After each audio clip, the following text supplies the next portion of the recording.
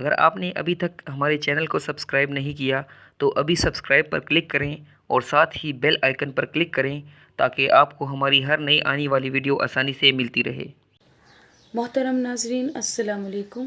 ہم آپ کے لیے 4 پروگرامز کا ایک سلسلہ لائے ہیں جس میں ہم آپ کو مختلف بیماریوں کا علاج طب نبوی صلی اللہ علیہ وآلہ وسلم کے ذریعے بتائیں گے۔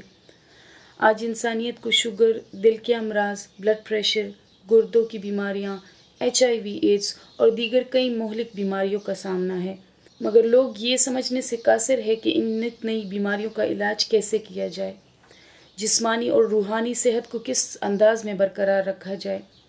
ان تمام بیماریوں سے بآسانی چھٹکارا حاصل کیا جا سکتا ہے، جس کے لیے ہمیں صرف اور صرف نبی پاک صلی اللہ علیہ وآلہ وسلم کے ہر عمل کو اپنانا ہوگا۔ حدیث شریف سے روایت ہے کہ اے اللہ کے بندو، بیماریوں میں علاج کراؤ، کیونکہ اللہ تعالیٰ نے کوئی ایسی بیماری نہیں بھیجی جس کا علاج نہ ہو۔ آج اگر ہم طب نبوی صلی اللہ علیہ وآلہ وسلم کو اپنا لیں تو ہر بیماری سے نجات حاصل کر سکتے ہیں۔ آئیے طب نبوی سے علاج کے اس پہلے حصے میں آپ کو چند بیماریوں کا آسان اور مؤثر علاج بتاتے ہیں۔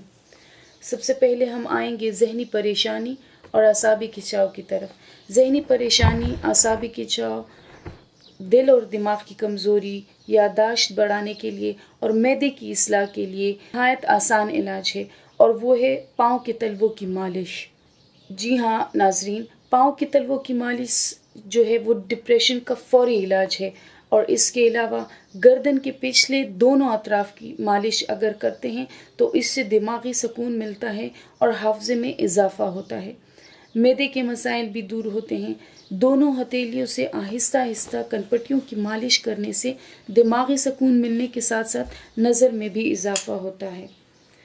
حضرت عائشہ صدیقہ رضی اللہ تعالیٰ عنہا فرماتی ہیں کہ رسول کریم صلی اللہ علیہ وآلہ وسلم نے فرمایا، کمر میں گردے کی جڑ یا رگ ہوتی ہے، جب اس میں جنبش ہوتی ہے تو آدمی کو تکلیف ہوتی ہے، لہٰذا گردے میں درد کی صورت میں شہد کو پانی میں ملا کر استعمال کیا جائے تو کافی افاقہ ہوتا ہے۔ عرق النساء یہ ایک ایسی بیماری ہے جس میں ٹانگ میں شدید درد کی تکلیف ہوتی ہے، اکثر اوقات چلنا پھرنا مشکل ہو جاتا ہے۔ حضرت انس بن مالک سے روایت ہے کہ رسول کریم صلی اللہ علیہ وآلہ وسلم نے فرمایا کہ عرق النساء بیماری کی دوا عربی بکرا یعنی دمبا کی چکی میں ہے۔ اسے اگر پگھلا دیا جائے، پھر اس کے 3 حصے کر لیے جائیں اور روزانہ اس میں سے ایک حصہ پی لیا جائے تو اس بیماری سے کافی آرام مل جاتا ہے۔ جوڑوں کے دردوں کی صورت میں کدو کا پانی دردوں والی جگہ پر ملنے سے آرام ملتا ہے۔ نبی دو جہاں صلی اللہ علیہ وآلہ وسلم کو کدو سے بہت محبت تھی، اور حدیث شریف میں بھی روایات کے مطابق کدو دماغ کو طاقت دے کر حافظے کو بڑھاتا ہے، یہ کمزور دل کو بھی طاقت دیتا ہے۔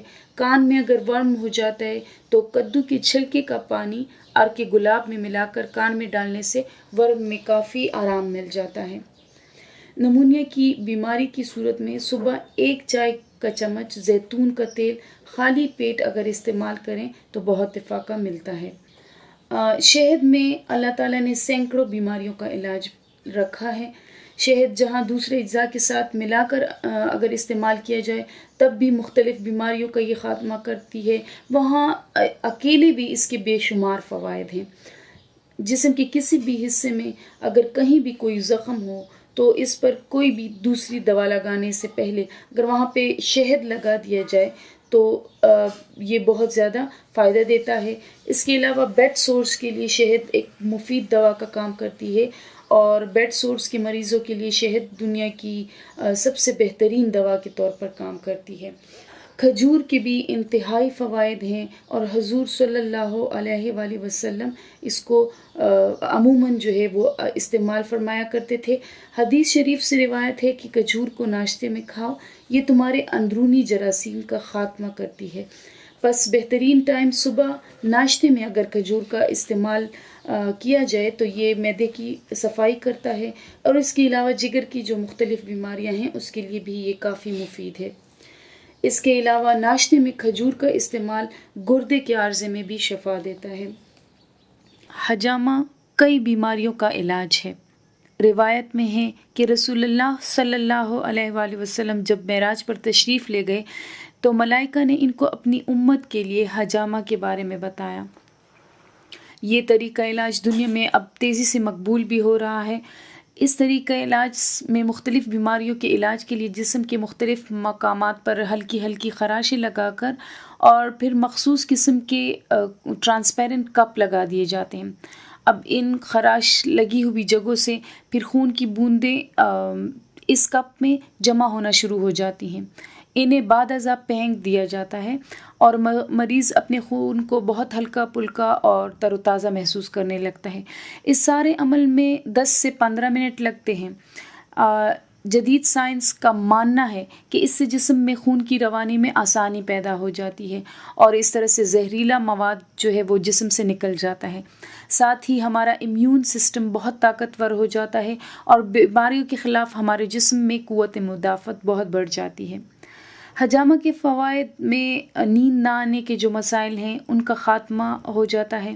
اس کے علاوہ نظر کی کمزوری، ڈپریشن، آدھے سر کا درد، بلڈ پریشر، جوڑوں کا درد، الرجی، معدے کے امراض، جگر کی خرابی، ان تمام بیماریوں کا خاتمہ شامل ہے۔ دوستو یہ تھا طب نبوی صلی اللہ علیہ وآلہ وسلم سے علاج کے سلسلے میں ہمارا پہلا پروگرام، اور اگلے پروگرام میں ہم کچھ مزید بیماریوں کے علاج کے حوالے سے بات کریں گے۔ تب تک کے لیے اجازت دیجیے۔ اللہ حافظ۔